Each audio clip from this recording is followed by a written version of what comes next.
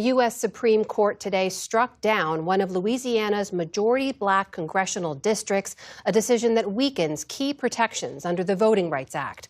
In a 6-3 ruling, the court's conservative majority found that Louisiana's 6th district, which links black communities across the state, relied too heavily on race in its design. Writing for the majority, Justice Samuel Alito called the map an unconstitutional gerrymander. The decision could open the door to broader legal challenges over majority black and Latino districts across the country and give states new latitude to redraw maps in ways that could shift the balance of political power. The Supreme Court's recent move to significantly weaken the practical force of the Voting Rights Act's effects test has set off alarm bells throughout legal and political circles, and the consequences are already beginning to surface. One of the earliest and most visible signs is appearing in Republican-led southern states, where elected officials are increasingly looking toward congressional maps represented by black communities. In Mississippi, Governor Tate Reeves has reportedly advanced efforts aimed at eliminating the state's sole majority black congressional district, a striking possibility given that Mississippi has one of the highest percentages of black residents in the nation. Observers who closely track voting rights battles believe similar efforts may soon emerge in other southern states as lawmakers test the boundaries of the new legal environment. To understand why this conflict matters so deeply, it is necessary to look beyond the immediate headlines and revisit the historical context that shaped these protections in the first place. It started when Africans were enslaved and forced to come to this country. There's never been a period of time in this country that there was not voter suppression.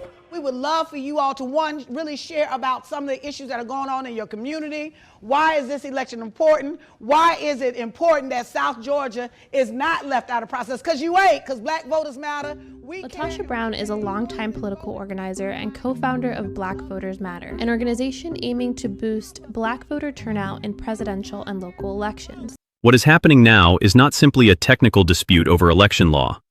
Critics argue it reflects a long-term political strategy rooted in historical patterns of exclusion and unequal representation. The seriousness of the current moment becomes clearer when looking back only a few decades rather than centuries.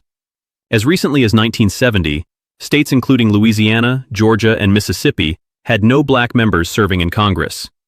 That absence did not reflect a lack of black voters or communities.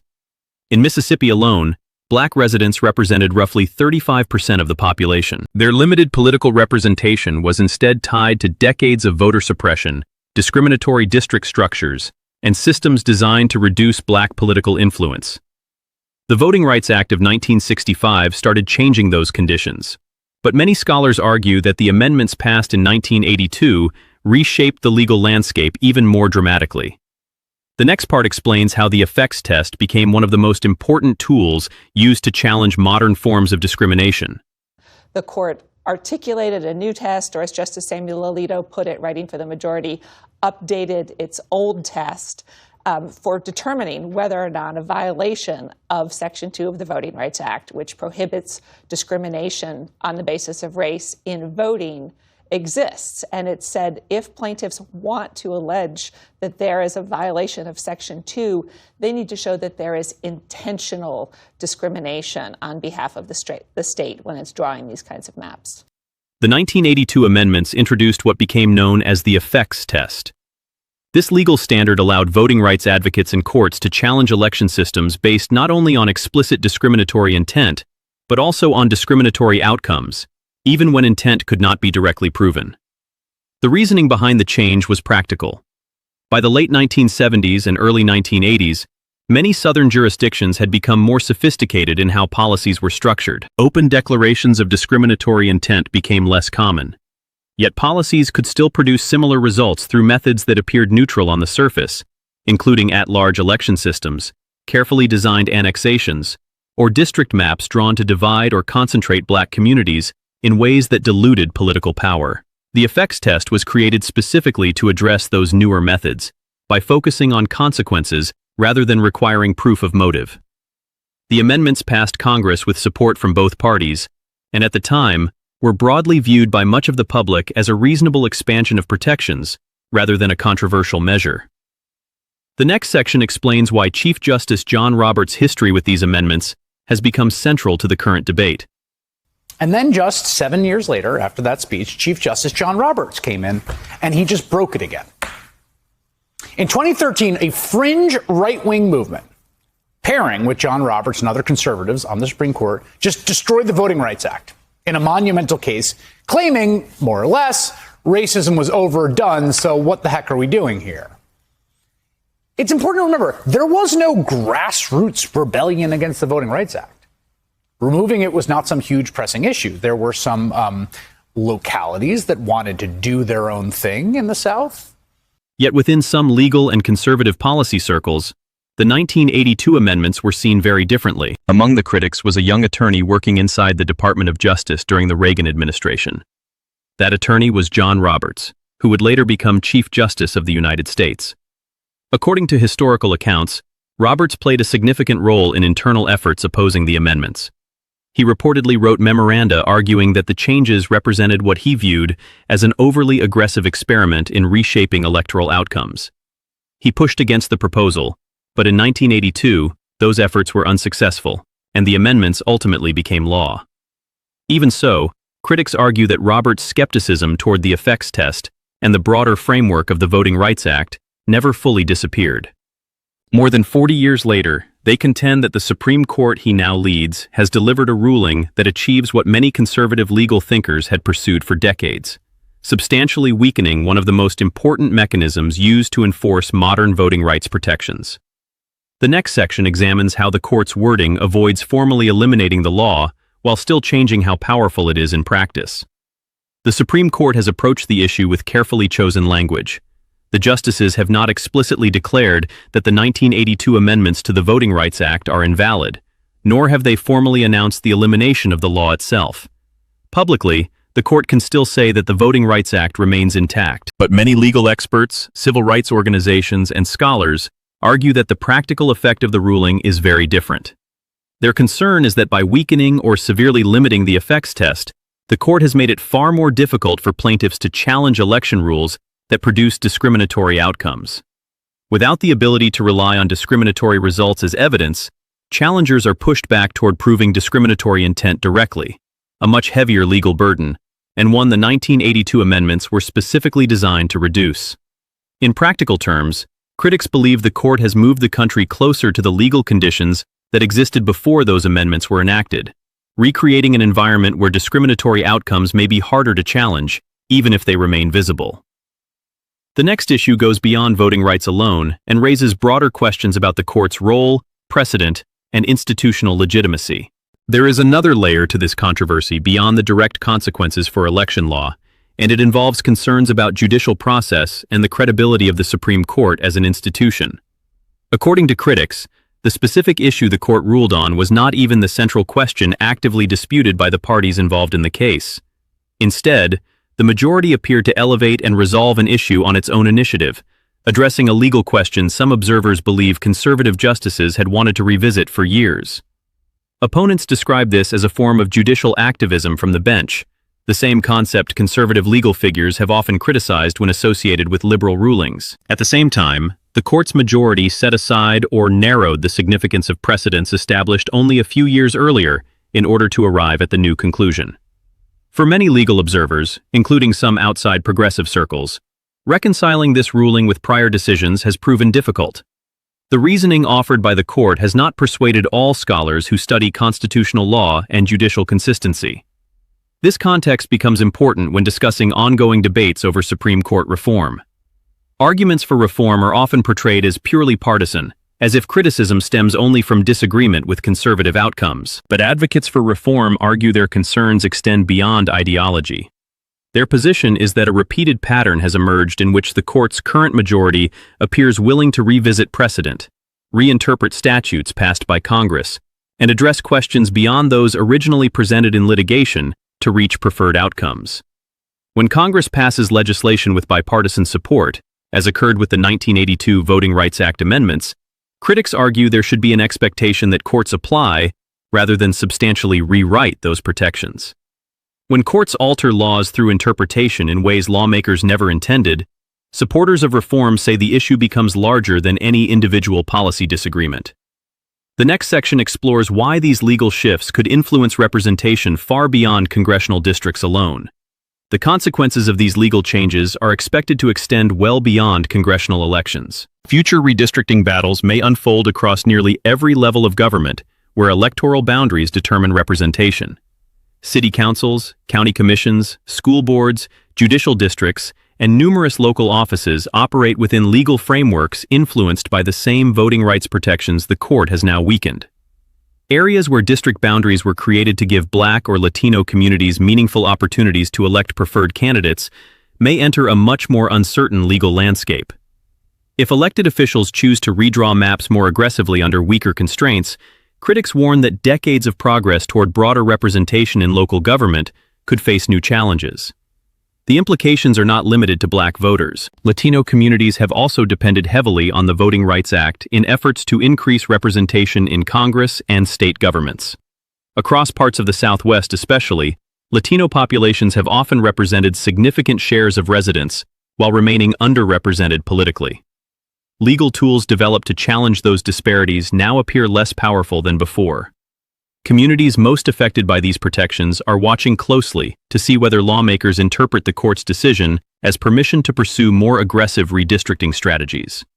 The next report from Ohio helps explain why these legal debates intersect with the political environment shaping the 2026 elections. Even while developments surrounding voting rights dominate legal discussions, it is important to step back and examine the broader political landscape unfolding around them. Reporting out of Ohio offers a revealing look at where American politics may be heading and complicates narratives suggesting permanent Republican dominance or inevitable Democratic decline. Ohio matters because of its unique political history. For decades, it was considered one of America's defining swing states, a political bellwether watched closely because it frequently voted alongside eventual presidential winners. That changed during the Trump era. Trump's coalition, built heavily around working-class white voters in manufacturing regions and rural communities, helped transform Ohio from a competitive purple state into one viewed increasingly as reliably Republican. Trump won Ohio decisively in both 2016 and 2020, and his margin reportedly expanded further in 2024. In the latest election cycle, Trump carried 81 of Ohio's 88 counties. Numbers like that reflect more than competitiveness. They suggest substantial Republican strength. Yet as the 2026 midterms approach, Democrats increasingly believe the state could become competitive again, not only in congressional contests, but also in statewide races, including governor and Senate seats. After roughly 15 years of Republican dominance across state politics, Democratic strategists are openly discussing possibilities that once seemed unlikely. The next section examines the Mahoning Valley, and why frustration surrounding manufacturing promises may be influencing political attitudes. Political shifts of this scale rarely happen through demographic changes alone. They require persuasion, disappointment, and in some cases, former supporters reevaluating earlier choices. Evidence suggests some voters may be doing exactly that. One of the most important regions for understanding these dynamics is Ohio's Mahoning Valley, a historically blue-collar and union-oriented area that remained Democratic for generations. Communities like Youngstown were built around steel production and manufacturing, with politics closely tied to organized labor and Democratic economic priorities. But those loyalties shifted dramatically during the Trump years. The Mahoning Valley became one of the places where Trump's messages on trade, manufacturing, and economic nationalism resonated most strongly. Voters who had experienced decades of industrial decline responded to promises of renewed prosperity. Many accepted what amounted to a political bargain, support in exchange for economic revival. Chris Anderson, chair of the Mahoning County Democratic Party, argues those promises failed to materialize. He says one visible difference today is the reduced presence of Trump signs, MAGA flags, and symbols that once reflected intense enthusiasm throughout the region. That alone does not prove political realignment, but supporters of Democratic efforts view it as an indicator worth watching. Perhaps the most emotionally significant location in this story is Lordstown, home to UAW Local 1112 and the former General Motors plant that became closely associated with Trump's manufacturing promises. For 50 years, GM produced vehicles in Lordstown, supporting thousands of union jobs and serving as a central economic pillar for surrounding communities. In 2019, GM closed the facility. The closure dealt a major blow to the region and undermined earlier assurances Trump had given workers, including statements encouraging them not to give up on their communities because jobs would return. When the plant closed despite those promises, many critics argued it weakened trust among workers who had strongly supported him. The final section brings together economic frustration, former Trump voters, veterans, and concerns about the future of the coalition that helped reshape American politics. What happened next highlights the gap between political promises and economic outcomes. Foxconn announced plans to revive manufacturing at the former GM site in Lordstown, presenting it as part of a major comeback story. The facility was built, but reports suggest it has operated far below expectations, and the jobs many workers hoped for have not fully arrived. The plant is also not unionized, something UAW members say matters, because union jobs remain their standard for real economic recovery. Another project, Ultium Cells, a joint venture between General Motors and South Korea's LG Energy Solution, opened an EV battery plant nearby. But that effort has faced setbacks as well. Bob Swagger of UAW Local 1112 says production was halted in early 2025 and hundreds of workers were laid off, with uncertainty about when operations might resume. That frustration reflects a broader question facing many former Trump supporters. Have promises about manufacturing revival actually produced results? While some monthly employment reports show gains, critics point to overall manufacturing job losses since Trump returned to office and argue the promised comeback has not materialized. The human side of that shift matters. Mark Scone, a military veteran who once supported the Tea Party and later Trump, now identifies as an independent and plans to support Democrats in 2026. He says concerns about democratic institutions and constitutional norms pushed him away from the MAGA movement. Another veteran, Dale King from Portsmouth, Ohio, describes being troubled by tensions involving Iran and fears of another Middle East conflict after serving in Iraq himself. He says many veterans are questioning whether current leadership is approaching war and foreign policy seriously enough. These stories matter because Democrats cannot compete in Ohio through turnout alone. After Trump carried 81 of 88 counties, they need former Trump voters to change sides. Voters like King and Scone suggest some movement may be happening, but whether it is large enough to alter statewide results remains uncertain. Democrats are increasingly focusing on a simple economic argument. In much of Ohio, living costs are rising faster than wages. Housing, groceries, and energy prices continue putting pressure on working families. Their hope is that dissatisfaction with economic conditions, combined with concerns about democracy and governance, could reopen opportunities even in states that have leaned strongly Republican. That is where the voting rights debate reconnects with the political map. Critics argue weakening voting protections may reflect concerns about changing coalitions and slipping support in key states. But there may also be an unintended consequence. If protections around minority districts weaken nationwide, Democratic-controlled states could gain more freedom to redraw maps in ways that cost Republicans seats as well. Whether either party chooses that path may shape the future balance of power in American politics.